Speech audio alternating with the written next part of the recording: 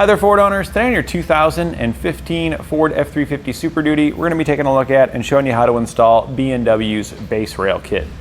We've got our B&W Patriot sitting in our rail here, but this base rail should work with all the major manufacturers out there, whether you've got a CURT, Demco, or other brand, maybe a Reese. You should be able to still use these rails with those hitches. Now, I do recommend using a B&W one with it just because you're probably going to get the best fit and finish with the B&W matching to its rails. And honestly, I find that the B&Ws usually just fit the best out of all the fifth wheels. They definitely have a very good machining process for constructing their equipment here. I also like the way that the rails are held in place. We've got 5 fasteners per rail that hold it in place, and some of the competitors like Demco just used a bolt, one big bolt per side. I don't particularly care for that too much. Using the single bolt just feels like we've got a better secure rail to our bed with the 5 bolts. We've got support in the middle, unlike the ones that use the big side bolts. And this is also a little bit more flush across the floor because they're carriage bolts down in there, so it doesn't obstruct the use of your bed too much. Those Demco ones are the ones that use the large bolts that go down to the top, are typically not even a carriage. They're usually a hex head. They stand up a lot higher. You just get less usability of your truck bed with those styles versus the B&W here, because everything here is very smooth, so you could still lay sheetrock and stuff on there. I'd probably recommend still putting maybe a piece of plywood or something down, but it shouldn't make any gouges or anything in it when you go to slide it on and off. It's very smooth, very thick powder coating on it, so you don't have to worry about it rusting or corroding. And again, those manufacturers that use those big bolts, you are definitely going to need some scrap wood to throw in here before you put any sheetrock or anything, because if you go to slide it out, it's just going to tear them up with those other styles. So that's why I really like the B&W ones. They fit very nicely. They install pretty easily. It's pretty straightforward. And if you want to follow along with us, we'll show you how to get it installed. We'll begin our installation here in the back of our truck. Go ahead and grab one of your rails. We're going to need that to line things up. So go ahead and set it back there. After you've got your rail in here though, we are going to need to determine where it needs to be positioned in the truck. And you're going to be measuring from the rear of the bed to the distance outlined in your instructions. And when I say the rear of the bed, I'm talking about here, not the tailgate. So when you lower down your tailgate, the lip of the actual bed is what you're going to measure. And then go ahead and place your marks there. I've already gone ahead and put some marks at that location. After you've got it marked, you do want to make sure you get it centered side to side. So go ahead and take your measurements side to side and verify that those are the same. And if all that looks good, then we can go ahead and start our drilling process. We're going to start with a small bit first, drill with that like an 1/8 inch bit. That way we can just verify that our holes are going to line up properly, because if it's a small enough hole that you drill in there, you can see this has got like a spray and bed liner. You could take some silicone and smear it in that hole and it'll make it just kind of patch it right up again. So that's why we don't want to go just straight into the larger size. So now that we've got it set up where it needs to be, I'm going to use a marker to help me mark it. I'm going to use a center punch to center it as best I can in the middle of the holes, and then we've got our small bit there on our drill. So I'm going to go ahead and start with my paint stick, because it kind of helps to outline it a little bit better after you hit it with your center punch. The black really hides it, so if you got a lighter color. Now the holes that we want to mark are the ones on each side on the far edge. So we're marking those down in the center. We're going to mark the rearmost one here in the middle. And then of course we're going to do the other side. All right, so we got those all marked with our paint stick. Now we'll take our punch, and there's a lot of different punches out there. If you want to use your hammer, you can. I like this style. It's spring loaded. You got a little more control with this style of punch. So you can just kind of push it in place. And even though we moved our rail a little there, our punch stayed in the position it needed to be in. And after you punch it, you'll have a nice little hole there. I like to hit it just a couple of times in that same hole, just to make sure it's obvious for my drill bit and helps my drill bit center better. And now we're just going to do this for the remaining ones.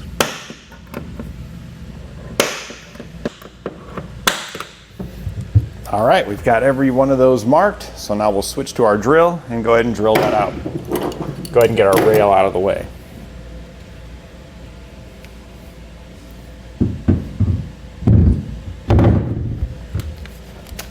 get our middle one done first here. And now you do want to be careful when drilling below. I've already gone ahead and looked underneath to make sure there was no components there, but just double check yourself. You could have components close by to where you need to stop your bit pretty quickly after it passes through to keep it from damaging any components.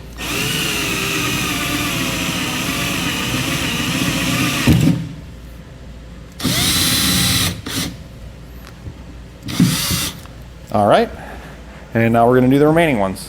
So now that we've got each one drilled out, I went ahead and I'm leaving the drill bit for that one there, just back down through the hole. We're gonna grab our side plates, we're gonna lift them up there and make sure they line up with our holes. Be a little bit easier to see that it lines up if you got one of your bits kind of going down through it to help you determine that it's gonna slide right up there through there pretty easily. So we're gonna head to the passenger side here and grab our passenger side rail and just hold it up there to make sure it looks good. Take the bracket for the passenger side here. That's gonna have the two angled edges aiming towards the outside that are towards the rear with only a single one angled out in the front. And we can see our drill bit goes down pretty much right through the center of our attachment hole there. So everything's looking good here. We line up with our holes in the frame. So we're just gonna check the other side the same way. And if the other side looks good, then we'll get up and enlarge those to 9/16 in size.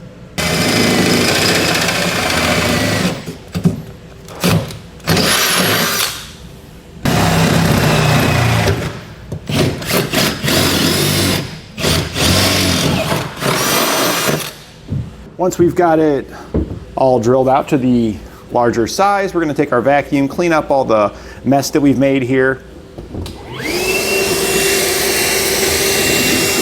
And now to protect the holes from corrosion, we're going to hit them with a little bit of black spray paint. You could also use clear coat. So I'm just going to protect each one of those. We'll do our middle and our other side as well. And once you get those all cleaned up, we can just set our rail back in place. We're going to take 5 of the carriage bolts that come in our kit and drop them down through the holes that we had just drilled.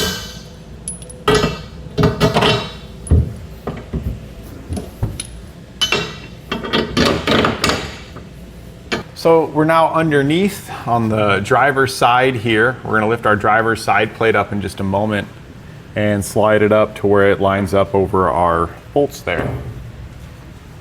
So just bring that into place. Try not to push your hardware back up into the frame when you're sliding it up there. All right, once you get it slid up there, we're gonna take one of the hex bolts that comes in our kit, place a flat washer on it, we're gonna slide it through this hole there. That'll support the front weight for you. And then we're gonna take two of the nuts that comes in our kit, and we're gonna thread them on the bottom of the carriage bolts that we thread down. Now these are just gonna be here for temporary, just to help hold it up, because I can't quite lift it high enough by hand,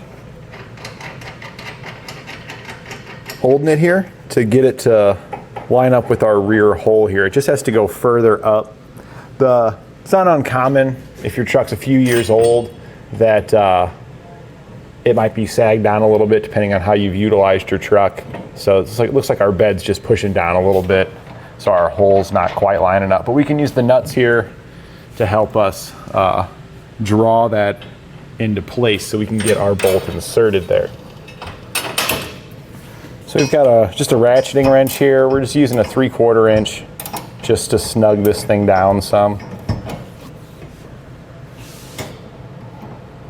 And again, this is just temporary to hold it up there so we can get our bolt through. Okay, I think that should be high enough for us to get the bolt started through there. Yeah, so we were able to get our bolt through there. So now we're gonna head to the other side of the frame so we can put on the other hardware that goes on our side bolts here. So there you'll see our bolt where it passes through the frame. Just hold it while you place on another flat washer on the other side, followed by a lock washer, and then finally get your nut started on there. And we just need it hand tight at this time. That's good. We still need to be able to move that around. So now we're going to head to the other bolt here on this side, and we're going to get that one started the same way. So now we're going to do the passenger side. The passenger side is basically the exact same thing. The only small difference here is with the bolt for the rearmost hole, rather than getting a washer like the other ones did, this is the frontmost hole. It's going to get one of these plates on it. So just grab that, and that's going to slide through your frame.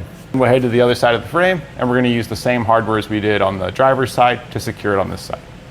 So now we can go back, and the nuts that we had removed are the nuts that we had temporarily installed on there. We can go ahead and put the rest of the hardware in place. So for these, we've got these U-shaped spacers. Those we need to put in between. This is going to keep us from crushing the bed. See if we can't get the other side in.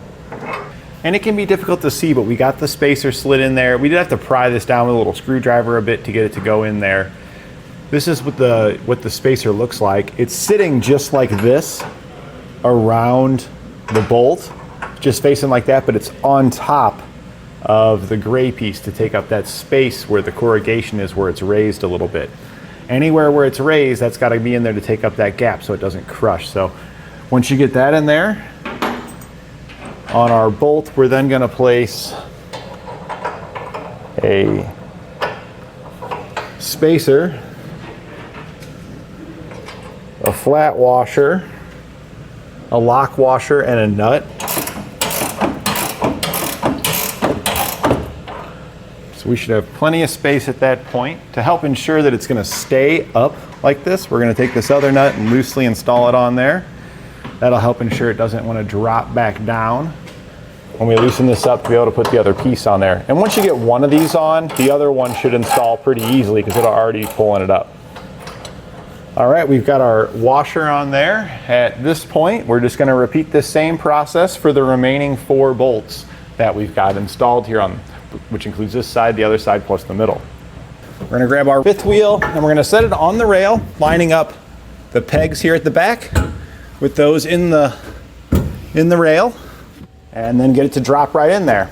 So once we get this side dropped in here in the back, we can now grab our other rail and we'll set it here in the front underneath, so that way we can use our 5th wheel to line it up for the front rail.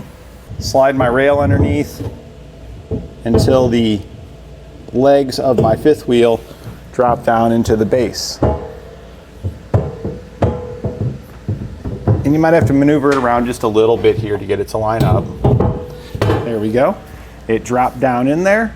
So now we're going to use our 5th wheel here as kind of a template for our front rail here. While it's all set up like this, we can mark our holes and drill it out. It's going to be the same as our rear rail, those outer ones as well as that center one. But instead of the center one towards the rear, we want the center one towards the front now. We are going to go ahead and slide our pins into our 5th wheel before we start to drill, just to ensure that everything is as close to being centered and set up as it can be, so everything kind of slides together nice and easy. So now we're going to slide our pins in. So we're going just underneath our 5th wheel, slide it until it's all the way through. Do that for all 4 of your legs, so you get it all the way slid through like that. Now you don't have to put the clip in yet if you don't want. We just want to make sure that our pins are in there, so that way it's making it as centered as possible. And now at this point, we're just going to do a quick visual, just make sure it looks like it's centered. Everything looks good there. So now we can go ahead and mark and drill our holes. And we're going to drill these out just like we did our rear base rail. We're going to mark it in the middle, straight down, mark this one as well. We'll then take our center punch, line it up in the center there. Hit it a couple of times.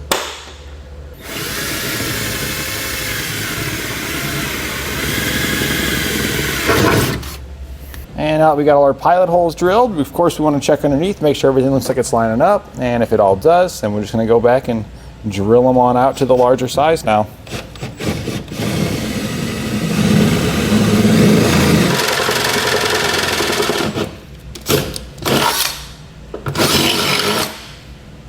And just like our front holes, we're going to clean these up and use some paint to seal up the holes.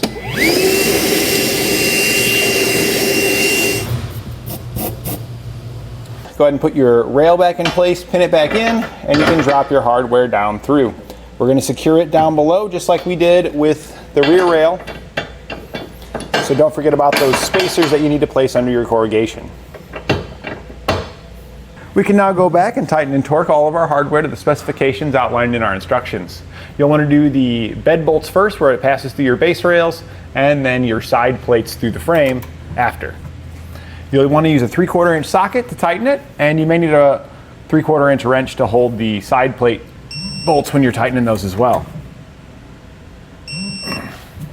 And that completes our installation of B&W's base rail kit on our 2015 Ford F-350 Super Duty.